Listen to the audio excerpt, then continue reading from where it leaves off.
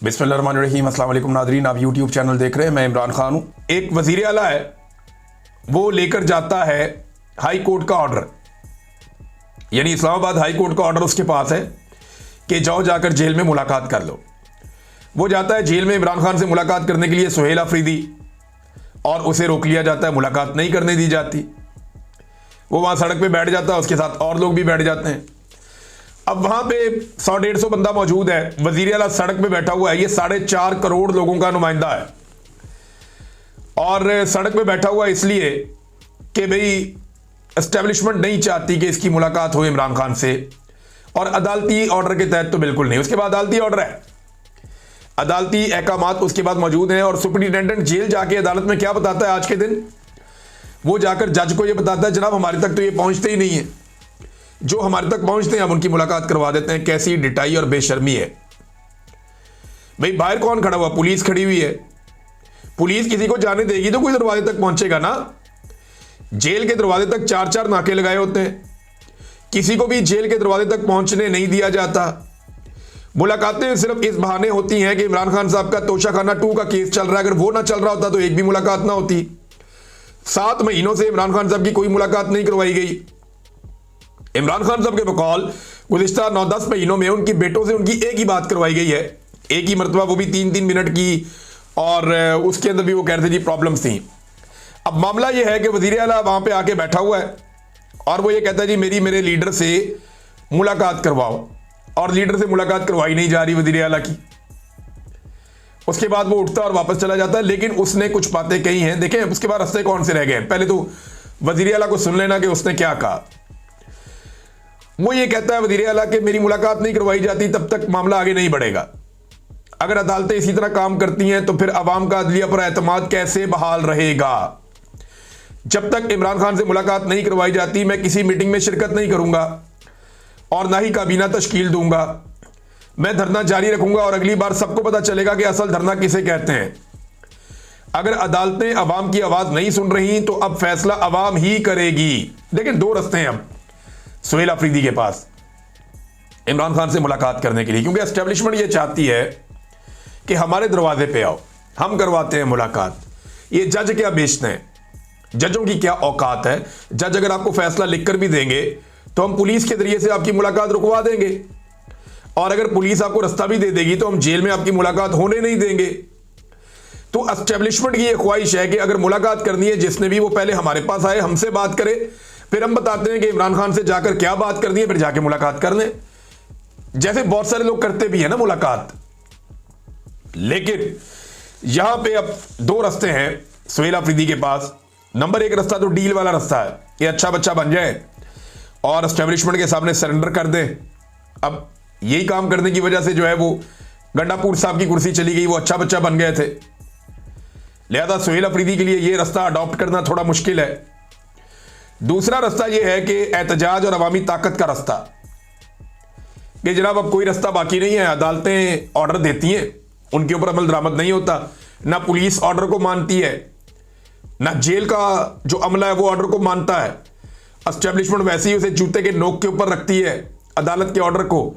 लिहाजा छोड़ो अदालत के ऑर्डर को, अपना अवामी ताकत या पुरअमन एहतजाज के जरिए से कोई रास्ता निकालते हैं और प्रेशर बढ़ा के मुलाकात करते हैं। तो दूसरा रास्ता तो अब सुहेल अफरीदी के पास ये है। अब देखना ये है कि उन 2 रास्तों में से वो कौन सा रास्ता चुनते हैं। एक और चीज नाजरीन, ये जो टिकटॉक और हुकूमत है ना, ये अपने दादा के नक्शे कदम पे चल रहे हैं। दादा मैंने कहा तो याद रखिए कि दादा जो थे, सियासी दादा, वो जनरल ज़ियाउल हक थे मरियम नवाज के।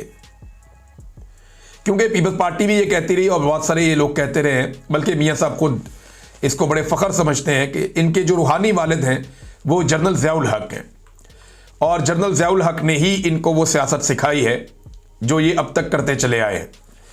अब इंटरेस्टिंग बात यह है कि ज़ियाउल हक ने एक पाबंदी लगाई थी, और वो पाबंदी ये थी कि कैदी जो है वो सियासत नहीं कर सकते या सियासत पे गुफ्तगू नहीं कर सकते।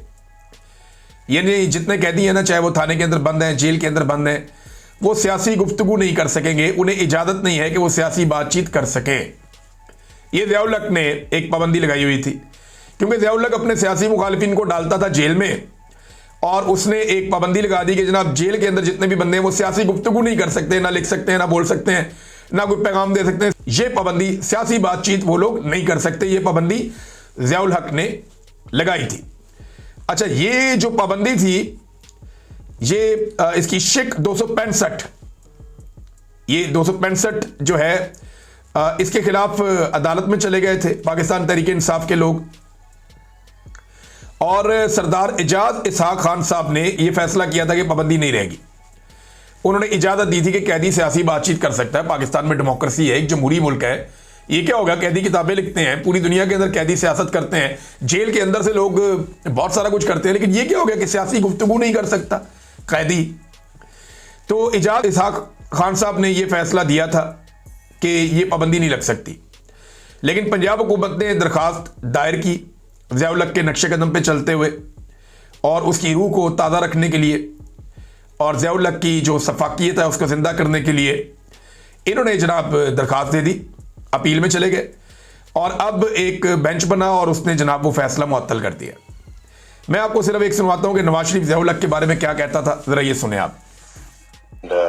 He set very good precedents in the politics of this country, which have had very healthy impact, and I like to pursue those policies. Decency in politics, I think, is the first one to introduce in this country.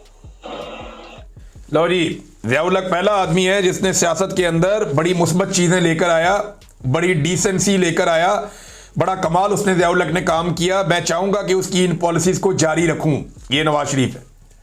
पहला आदमी ज़ियाउल हक को करार दिया, भुट्टो को भी नहीं, लियाकत अली खान को भी नहीं, फातिमा जिन्ना को भी नहीं, कायदे आज़म को भी नहीं, लेकिन कैसे जूते पॉलिश करते थे कि मरे हुए डिक्टेटर के भी जूते पॉलिश कर रहे थे, ये जनाब नवाज शरीफ साहब थे। और आज उनकी बेटी ने साबित किया कि अपने रूहानी दादा जनाब ज़ियाउल हक साहब को वो फॉलो करेंगी और उसी रास्ते पर वो चलेंगी, और उस रास्ते पे चलते हुए उन्होंने साबित किया कि जैसा ज़ियाउल हक था वही सोच जो ज़ियाउल हक की सोच है, वही आज नवाज शरीफ की और मरियम नवाज की सोच आज भी जिंदा है, और ये उसी रास्ते पे चल रहे हैं। नाज़रीन, तारक फजल चौधरी साहब जो हैं वो अपने उस मौक़िफ़ के ऊपर डट गए हैं और उन्होंने कहा जी बिल्कुल करें, पाकिस्तान तहरीक इंसाफ दरख्वास्त दे, उन्हें संजीदगी पता चल जाएगी इस ऑफर की। हम इमरान खान को बनी गाला शिफ्ट करना चाहते हैं, तहरीक इंसाफ अगर इस हवाले से दरख्वास्त दे तो उनको पता चलेगा कि हम कितने संजीदा हैं। लेकिन दूसरी जानिब हामिद खान साहब ने इसका जवाब दिया है, और हामिद खान साहब ने जब उनसे सवाल किया गया, अमाद अहमद साहब ने सवाल किया कि क्या पीटीआई इमरान खान की बनी गाला मुंतकली की कोई दरख्वास्त देगी, उन्होंने कहा हरगिज़ नहीं, हमें किसी को कोई दरख्वास्त देने की ज़रूरत ही नहीं है, क्योंकि उनको जेल के अंदर गैर कानूनी कैद में रखा गया है। चाहे उनको बनी गाला ले भी जाएं तब भी वो गैर कानूनी कैद में होंगे। तो एक आदमी गैर कानूनी कैद में है तो उसकी मुंतकली की हम दरख्वास्त क्यों दें? ये जनाब हामिद खान साहब ने इसके ऊपर अपना मौक़िफ़ दिया है। अब तक के लिए इतना ही, अपना ख्याल रखिएगा, अपने इस चैनल का भी। अल्लाह हाफ़िज़।